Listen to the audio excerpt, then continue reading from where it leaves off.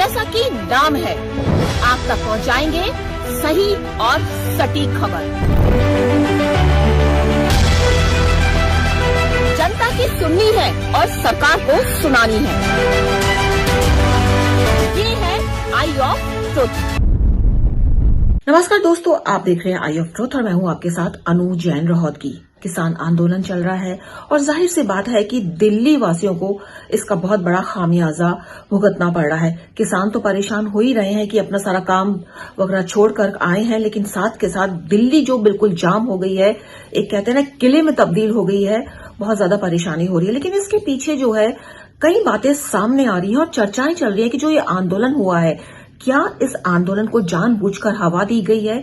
क्या ये जो टाइमिंग है, इस टाइमिंग को ध्यान में रखते हुए जानबूझकर पंजाब पंजाब के जो किसान हैं उनको दिल्ली आने के लिए उकसाया गया है? और इसके पीछे कहा जा रहा है कि केजरीवाल का एक प्रमुख हाथ है कि जानबूझकर इस आंदोलन को वो सपोर्ट कर रहे हैं, इसको ज्यादा हवा दे रहे हैं। और इसके पीछे कई कारण हैं। दो कारण जो है वो बिल्कुल समझ में आ रहे हैं। केजरीवाल जो चाहते हैं कि इस आंदोलन को हवा मिले, दिल्ली में कियोस्क रहे, लोगों का ध्यान भटके। सबसे पहले ईडी की बात करते हैं। ईडी ने एक और सम्मन केजरीवाल को जारी कर दिया है और 19 को उनकी पेशी है। और केजरीवाल को पता है कि वो हेमंत सोरेन का हाल देख चुके हैं कि लगातार उन्होंने ईडी के सम्मन की उपेक्षा की, लेकिन आखिरकार उनको कोर्ट के इंटरवीन से हाजिर होना पड़ा, उनकी गिरफ्तारी हो गई। केजरीवाल को पूरा ये डर सता रहा है कि चुनाव से पहले ईडी के सम्मन लगातार आ रहे हैं और कोर्ट भी है, जो राउज एवेन्यू कोर्ट है, उन्होंने भी कहा है और इस तरह के सम्मन दिए हैं, तो केजरीवाल को पूरा खतरा है कि वो गिरफ्तार हो सकते हैं। और ऐसे में ध्यान बटाने के लिए वो कहीं ना कहीं इस आंदोलन को हवा दे रहे हैं, सपोर्ट कर रहे हैं, किसानों के हित में लगातार बातें कर रहे हैं, उनको कह रहे हैं कि हम तुम्हारे साथ हैं। दूसरा, ये जो किसान आंदोलन है, अगर देखा जाए कि पिछली बार के मुकाबले काफी अलग है, क्योंकि यहां पर सिर्फ किसान पंजाब से ही आए हैं। सिर्फ पंजाब के किसान हैं जो दिल्ली में डेरा डाले हुए हैं और पंजाब से भगवत मान ने पूरी तरह से इनको सपोर्ट किया है, अपने बॉर्डर पूरी तरह से खोल दिए और किसानों को कहा कि आप जाइए, दिल्ली जाइए, आप जो करना है करिए, यहां से निकलिए। तो पंजाब से उनको आसानी से निकाल दिया। क्या रीजन हो सकता है कि वो अब किसानों की सिंपैथी ले रहे हैं भगवत मान पंजाब में?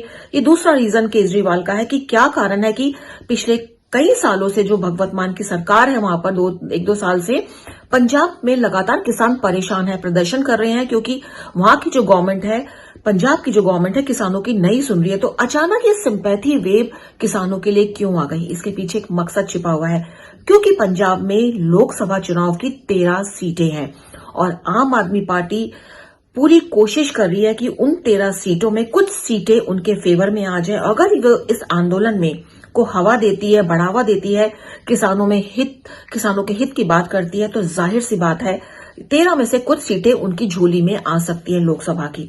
दो मकसद बहुत क्लियर दिखाई दे रहे हैं केजरीवाल के, और तभी ये चर्चाओं का बाजार है, राजनीति में चल रहा है कि केजरीवाल जानबूझकर इस आंदोलन को हवा दे रहे हैं।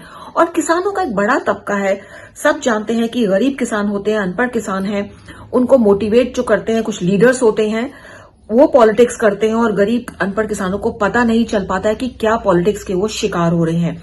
तो क्या यहां पर जो किसान उठ करके पंजाब से आए हैं, आम आदमी पार्टी की पॉलिटिक्स का शिकार बन रहे हैं? एक बड़ा सवाल है, क्योंकि आम आदमी पार्टी केजरीवाल का मकसद जो है, हमने आपको बताया, दो मकसद बिल्कुल साफ है।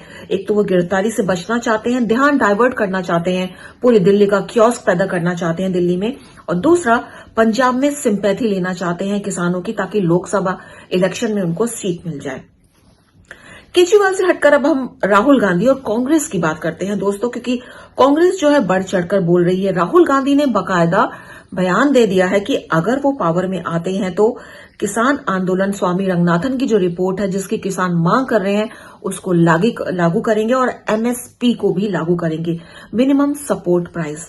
और दोस्तों आपको बता दें, लोग नहीं जानते हो कि बार बार जो स्वामीनाथन की बात उठ रही है, तो कौन? तो नेशनल कमीशन फार्मर्स के जो अध्यक्ष थे स्वामीनाथन, 2004 में उन्होंने ये रिपोर्ट बनानी शुरू करती और 2006 में उन्होंने 5 रिपोर्ट सरकार को सबमिट की थी।